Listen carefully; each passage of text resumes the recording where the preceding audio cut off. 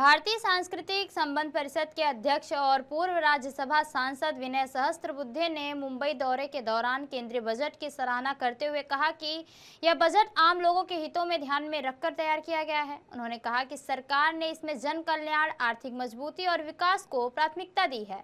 साथ ही उद्योग जगत को बढ़ावा देने के लिए भी कई सकारात्मक और दूरगामी प्रावधान शामिल किए गए हैं। सहस्त्रबुद्धे के अनुसार यह बजट देश की अर्थव्यवस्था को मजबूत आधार देने वाला है और समग्र विकास की दिशा में एक महत्वपूर्ण कदम साबित होगा।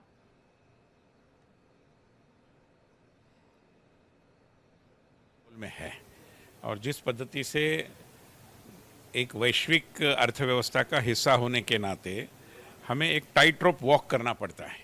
एक और तो हमारे देश के हित की रक्षा करनी है, यहाँ का मैन्युफैक्चरर, यहाँ का उत्पादनकर्ता, यहाँ का किसान, उसके हित की रक्षा करनी है।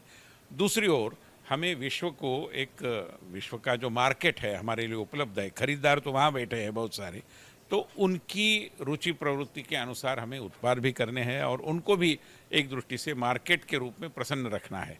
तो ये टाइट रोप वॉक कैसे किया जा सकता है, उसका उदाहरण मैं मानता हूँ कि इस बजट में भी है और बजट के पहले और बाद में जितने सारे आर्थिक मसलों पर हमने एग्रीमेंट्स किए हैं, अभी यूएस के एग्रीमेंट की चर्चा। मुझे नहीं लगता है ऐसा, मतलब स्वदेश को छोड़ के विदेश की ओर क्यों हम भागेंगे।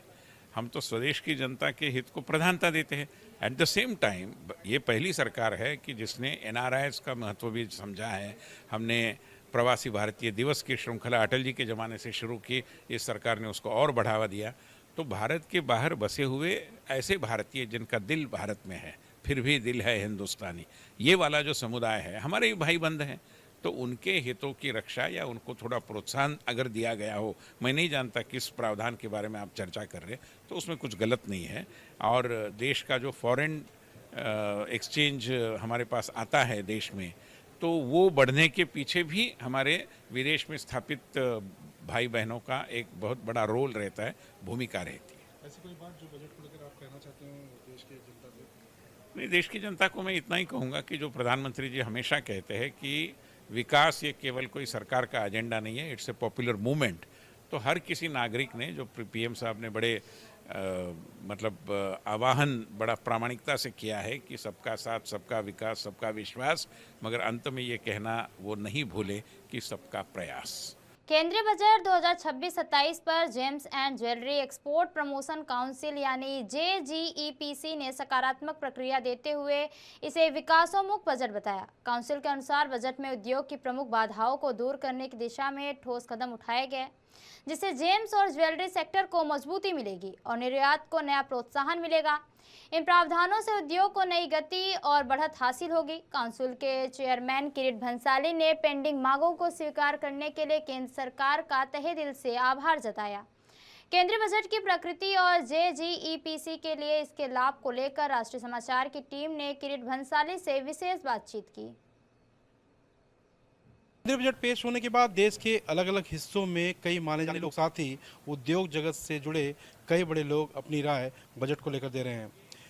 JGEPC के चेयरमैन किरीट भंसाली जी हमारे साथ मौजूद हैं, मुंबई दौरे पर आए हैं। भंसाली जी, क्या कुछ कहना है आपका बजट को लेकर, क्योंकि जो जितने ऑर्नामेंट्स हैं, ज्वेलरी है, मतलब उसके प्रमोशन के लिए आप देश दुनिया भर में घूमते हैं, तो भारत देश का जो बजट हाल ही में पेश हुआ है उसको लेकर क्या कहेंगे? मुझे बहुत ही खुशी हो रही है। मैं आपके माध्यम से हमारे प्रधानमंत्री और वित्त मंत्री का तहे दिल से आभार व्यक्त करना चाहूँगा कि जो हमारी 4 डिमांड थी मेनली ज्वेलरी सेक्टर के लिए। सबसे पहली थी कि MSME को प्राधान्य मिला जाए। MSME 85% मैन्युफैक्चरिंग MSME द्वारा हो रहा है, उनको ईज ऑफ गवर्नेंस और काफ़ी कीमत सही दाम में बैंक फाइनेंस मिले, वो हमारी प्रथम मांग थी। वो वित्त मंत्री ने इस बजट में पास की है।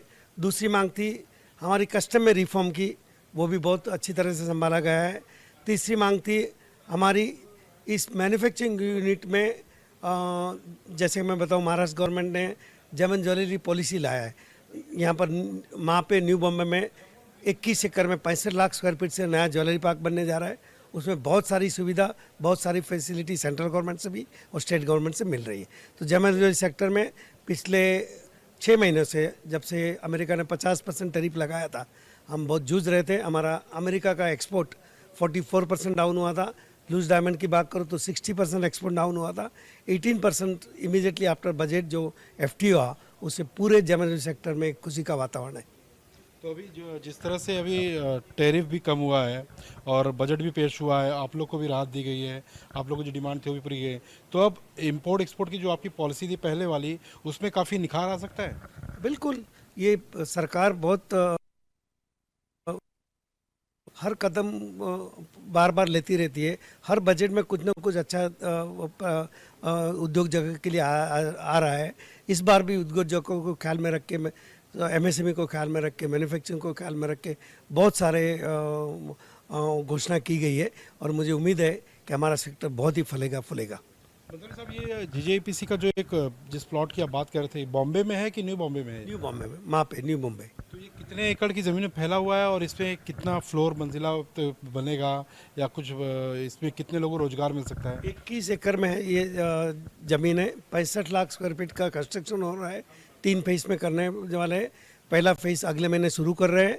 महाराष्ट्र गवर्नमेंट में उसमें हमें बहुत सहायक किया है और वहाँ पर आने वाले जो नए मैन्युफैक्चरर जो आएंगे उनके लिए आने वाले 5 सालों में GST में थोड़ा कंसेशन दिया गया है, इलेक्ट्रिसिटी में भी कंसेशन दिया गया है और ये जब प्रोजेक्ट कंप्लीट होगा तो महाराष्ट्र में 1 लाख नए रोजगार उपलब्ध होंगे। साहब, ऐसी कोई बात हम जो आपसे पूछना भूल गए हो और आप अपने मन से कहना चाहते हो बजट को लेकर, क्योंकि उम्मीद कर रहे थे कि मांगे पूरी होंगी नहीं होंगी, मांगे पूरी भी हो गई हैं, और कोई ऐसी बात जो सरकार से कहना चाह रहे हो या देश की आम जनता से? मैं इतना ही कहूँगा कि जो हमारे सेक्टर की बात करूँ जेम एंड ज्वेलरी की, तो पिछले 11 साल में से, अभी तो 12वां साल चले, जब से प्रधानमंत्री 2014 में नरेंद्र भाई प्रधानमंत्री बनकर आए, पूरे सेक्टर में जो नए जनरेशन के लोग काम करने आए हैं वो पूरी ईमानदारी से काम कर रहे हैं। आप अगर हमारे GST के फिगर देखोगे, आप हमारे इनकम टैक्स के फिगर देखोगे, तो जेम एंड ज्वेलरी का पूरा जो सेक्टर है, सरकार जो आदरणीय प्रधानमंत्री का जो स्वप्न है तीसरी आर्थिक अर्थव्यवस्था बनने का 2027 में, उसके लिए कदम से कदम मिला के सरकार का साथ दे रही है। चलिए जी, आपका राष्ट्रीय समाचार से बातचीत करने के लिए बहुत बहुत धन्यवाद। ये थे किरण बंसाली जो सीधे हमसे बातचीत कर रहे थे। कैमरामैन संतोष डिसले के साथ सर्वेश तिवारी, राष्ट्रीय समाचार, मुंबई।